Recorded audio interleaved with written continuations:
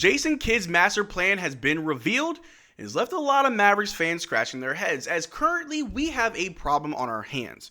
Although it is a good problem, it is still a problem. The Dallas Mavericks currently have two centers that both deserve to be starters, and Daniel Gafford and Dereck Lively. Both showed huge flashes last season, as Dereck Lively was the center that helped us win the majority of our games when he was starting.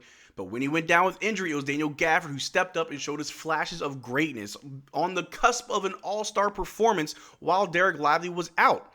But in this upcoming season, with Dereck Lively coming back from injury and everybody being healthy and ready to go, somebody has to be the starting center. And just last week, we got a little glimpse into what that can look like from Jason Kidd. So in this video, we're going to take a look at what it is that Jason Kidd said about the lineup, who deserves to be the starting center, what can we expect from both players, and as well as what do I think about the situation. But how's it going, everybody? My name is Marcel Martin. This is Mavs Digest, bringing the latest news on everything Mavericks related. And before we get started with today's video, we're currently sitting at 21,690 subscribers. I just want to thank you guys so much for all the support on this channel over the last year and a half. As you can tell, I've got a whole new setup. For those that don't know, I was in the middle of buying a house. I moved and I'm finally settled in. Hopefully the audio sounds a lot better. I've been able to fix a lot of things. So thanks to you guys, I've been able to do better. But the Dallas Mavericks do have a problem on their hands, and although it is a good problem to have, it is a problem nonetheless. And that is, who will be our starting center? A lot of people have already said it, I've said it myself, that it really doesn't matter who's a starter. Daniel Gafford and Dereck Lively are 1A and 1B, both two sides of the same coin where they bring a lot of the same production. Some things they are better at than the other, as Daniel Gafford is the better scorer, but it's Dereck Lively who brings the amazing rim protection, the defense, the blocks, everything that you need in a young center who is going to gradually grow into a cornerstone piece of the Dallas Mavericks. But it was just last week that we got this. On the DLS Mavs show, Mark Stein says he's heard that the strong hope, if everything goes right, is that Dereck Lively will be the Mavs starting center to begin the regular season. And yes, the strong hope, if everything goes right, obviously means health. Health has been the bane of our existence over the last calendar year, dealing with injuries left, right, and center. So yes, if Dereck Lively is healthy to start the season, he's good to go. We can expect to see him start over Daniel Gafford. But is that the right move? A lot of people would argue no. Daniel Gafford needs to be the starting center. He's healthier more times than not compared to Dereck Lively. Dereck Lively missed time in both his rookie and sophomore. His rookie and sophomore season. Dereck Lively did deal with injuries, whereas Daniel Gafford, he dealt with injuries when everyone else was, but when we needed him the most, he stepped up and he delivered. But if we take a look right here, I mean, we've talked about it before on this channel already, but to really break things down, like I said, Daniel Gafford, Dereck Lively, two sides of the same coin, but both bring different things to the table. And if we just take a look at this comparison, Daniel Gafford averaging 12.3 points as opposed to Dereck Lively's 8.7 last season. Also, Daniel Gafford played 57 games as opposed to Dereck Lively's 36 games. So health does play a part in it, but Daniel Gafford averaged more points. Dereck Lively averaged more rebounds. It was close to Daniel Gafford, but still he averaged more. The assists, I mean, a lot of people say that Dereck Lively is a much better passer than Daniel Gafford, and that is true, especially in the DHO, especially whenever he just sees over the defense and just able to get the ball to the right guy. I can definitely see Dereck Lively up those assists this upcoming season, as he's going to be playing with a lot of good players, especially playing alongside Anthony Davis. He should be able to get to 3, maybe even 4 assists a game.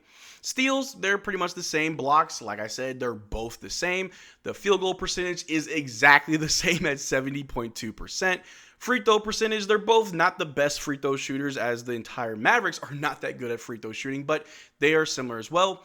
So yes, it really doesn't matter when you break it down over who starts over who, because they both bring similar things to the table. If anything, it should be on a case-by-case basis over who are we playing, who are we seeing, what defensive schemes are the opponents throwing at us, how can we solve this? And a lot of people have been quick to point out that in the 9 games that we saw with Anthony Davis, Dereck Lively looked kind of lost playing alongside Anthony Davis on the floor, where Daniel Gafford looked a lot more relaxed, more natural, was able to be more productive.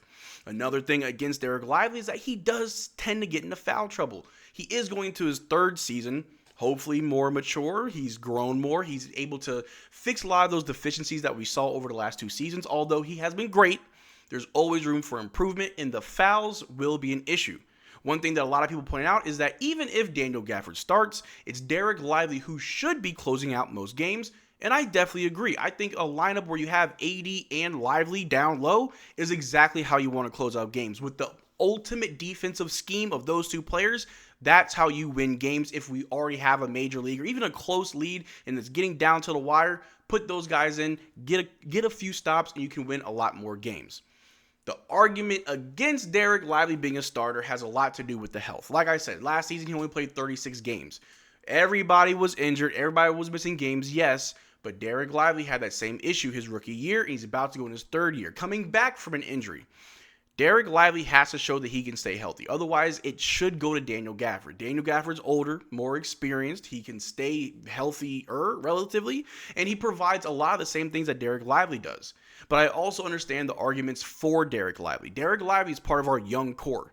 Down the road, if everything works the way we want them to and guys stay together, we are going to see Cooper Flagg and Dereck Lively spearhead this team in 4, maybe 5 years down the road, where those two will be our two stars on this team when Kyrie, AD, Clay retires. If PJ or Gafford is still here, if Najee's still here, it definitely will be Cooper Flagg and Dereck Lively. So why not let Dereck Lively live that role more? We saw that his rookie year when we needed him most, and we made it all the way to the finals. He was a big help for the Dallas Mavericks in that finals run.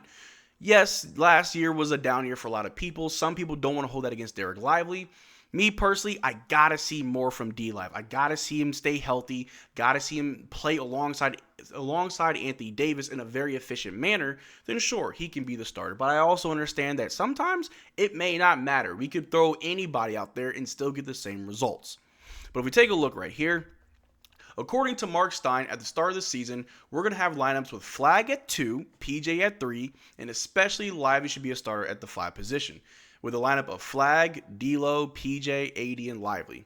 And Clay, Najee, Gafford come off the bench right away. Really looking forward to seeing that. Now, not sure if I put Flagg and PJ in the starting lineup. I feel like PJ coming off the bench wouldn't be a bad idea. I also understand having Clay come off the bench really wouldn't be a bad idea. That's the problem when you have a very deep team, is that with these 8 players listed, you could just mix and match and plug and play, and you still have a very successful lineup where you can still win a lot of games. And obviously without Kyrie Irving, yes, playmaking, 3-point shooting, a lot of things that we've already talked about on this channel will be missing. But that lineup doesn't look that bad at all. You could argue any other way, and you really wouldn't be wrong. But Jason Kidd, in the past, has been known to experiment with lineups. In the start of the season, you never know who he's going to throw out there. He's known to not really try that hard in the regular season, and he only really tries to coach in the postseason during the playoffs, which is fair. I'm glad it's not the other way around. But Jason Kidd does have a new coaching staff around him, and that could change a lot of things. If we take a look right here, it was reported just the other day. The Mavs announced the coaching staff that will work alongside head coach Jason Kidd for the upcoming season. Assistant coaches being Frank Vogel, Jay Triano, Popeyes Jones, Phil Handy, Mike Pemberthy, Eric Hughes, Josh Broghammer, Drew Anthrop, Keith Vaney, and Jordan Sears. A lot of this has been reported elsewhere for quite some time, but now the entire staff is officially confirmed by the team. Hughes, Broghammer, and Vaney have already been on the staff for multiple seasons. So has Sears previously, and he will be back on the staff after 2 years as Texas Legends head coach.